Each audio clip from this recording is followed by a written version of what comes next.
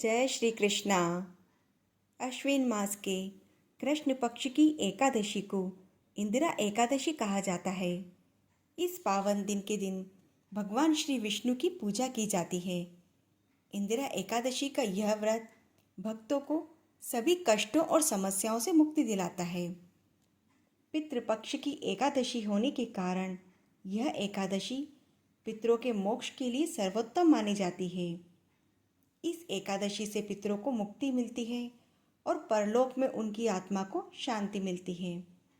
आइए सुनते हैं इंदिरा एकादशी की व्रत कथा को और चलते हैं कुरुक्षेत्र में, जहाँ पर धर्मराज युधिष्ठिर भगवान श्री कृष्ण से कहते हैं, हे प्रभु, मैंने भाद्रपद शुक्ल एकादशी अर्थात पार्श्व एकादशी का सविस्तार वर्णन सुना है।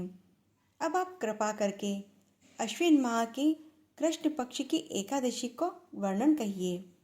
इसका क्या नाम है, इसका व्रत करने का विधान क्या है और इससे किस फल की प्राप्ति होती है। यह सब सुनकर भगवान श्री कृष्ण कहने लगे कि अश्विन मास के कृष्ण पक्ष की एकादशी का नाम इंदिरा एकादशी है। यह एकादशी पापों को नष्ट करने वाली तथा पितरों को अधोगति से मुक्ति देने वाली होती है। हे राजन, आप ध्यानपूर्वक इसकी कथा सुनिए। इसके सुनने मात्र से ही मनुष्य को वाजपेयी यज्ञ का फल मिलता है। आइए सुनते हैं इसकी कथा को। प्राचीन सतयुग में महिष्मती नाम की नगरी में इंद्रसेन नाम का एक प्रतापी राजा राज्य करता था। वह पुत्र पौत्र धन धान्य आदि से पूर्ण था और सदैव शत्रुओं का दमन करने वाला था। एक समय जब राजा अपनी राजसभा में सुखपूर्वक बैठे हुए थे, तभी महर्षि नारद आकाश मार्ग से उतरकर वहां पर आए। तो महर्षि को देखकर राजा अपने आसन से उठे और उन्हें अर्ध आदि से उनकी पूजा करके आसन दिया।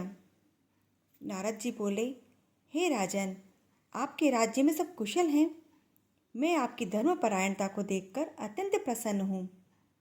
तब राजा ने बोला, हे महर्षि, आपकी कृपा से मेरे राज्य में सब कुशल पूर्वक है। आपकी ही कृपा से मेरे समस्त यज्ञ कर्म आदि सफल हो गए हैं। अब आपके आगमन का कारण बताइए।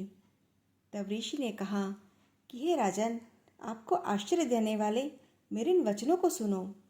मैं एक समय ब्रह्मलोक से यमलोक को गया। वहाँ पर श्रद्धापूर्वक यमराज से पूजित होकर मैंने धर्मशील और सत्यवान धर्मराज की प्रशंसा करी। उसी जगह पर मैंने तुम्हारे पिताजी को बैठा हुआ देखा। तुम्हारे पिता महान ज्ञानी दानी धर्मात्मा थे। वह एकादशी के व्रत के बिगड़ जाने से यमलोक को गए हैं। तुम्हारे पिता ने मुझसे तुम्हारे लिए एक समाचार भेजा है कि आप मेरे पुत्र के पास जाएं। मेरे पुत्र का नाम इंद्रसेन है, जो कि महिष्मती नाम की नगरी में राज्य करता है। मुझे किसी पूर्व जन्म के कर्म के कारण जो यह लोक मिला है, यदि मेरा पुत्र इंद्रसेन अश्विन मास की कृष्ण पक्ष की इंदिरा एकादशी का व्रत करेगा और उसका फल मुझे दे देगा, तो मेरी मुक्ति हो जाएगी और मैं इस लोक से छूटकर स्वर्ग लोक में वास करूंगा। जब राजा ने महर्षि नारद से अपने पिता के इन दुखपूर्ण वाक्यों को सुना, तो उन्हें बहुत दुख हुआ। इतना सुनकर राजा ने कहा, हे महर्षि, आप कृपा करके मुझसे इस व्रत की विधि कहिए। नारद जी कहने लगे, अश्विन मास की कृष्ण पक्ष की दशमी के दिन प्रातःकाल श्रद्धापूर्वक स्नान आदि से निवृत्त होकर पुनः दोपहर को नदी में जाकर स्नान करें। फिर श्रद्धापूर्वक पितरों का श्राद्ध करें और एक बार भोजन करें। प्रातःकाल होने पर एकादशी के दिन दातुन आदि करके स्नान करें। फिर व्रत के नियमों को भक्तिपूर्वक ग्रहण करते हुए प्रतिज्ञा करें कि आज मैं संपूर्ण भोगों को त्याग कर निराहार एकादशी का व्रत करूंगा। और हे अच्युत पुंडरीकाक्ष, मैं आपकी शरण में हूँ, आप मेरी रक्षा करिए। इस प्रकार नियम पूर्वक शालिग्राम जी की मूर्ति के आगे विधि पूर्वक श्राद्ध करके योग्य ब्राह्मणों को फलाहार का भोजन कराएं और दक्षिणा दें।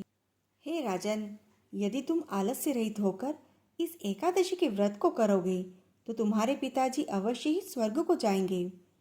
महर्षि नारद से सुनकर राजा ने इंदिरा एकादशी के आने पर उसका विधि पूर्वक व्रत किया और बंधु बांधवों सहित इस व्रत को करने से आकाश से फूलों की वर्षा हुई और राजा के पिता यमलोक से गरुड़ पर चढ़कर स्वर्ग को चले गए। राजा इंद्रसेन भी इस एकादशी के व्रत को करने के प्रभाव से इस लोक में सुख भोग कर अंत में स्वर्ग लोक को गए। भगवान श्री कृष्ण कहने लगे, हे धर्मराज, मैंने तुम्हारे आगे एकादशी के महात्म्य का वर्णन किया है। इस कथा को पढ़ने व सुनने मात्र से ही मनुष्य के समस्त पाप नष्ट हो जाते हैं और अंत में वह स्वर्ग लोक में जाकर वास करते हैं। जय श्री कृष्ण।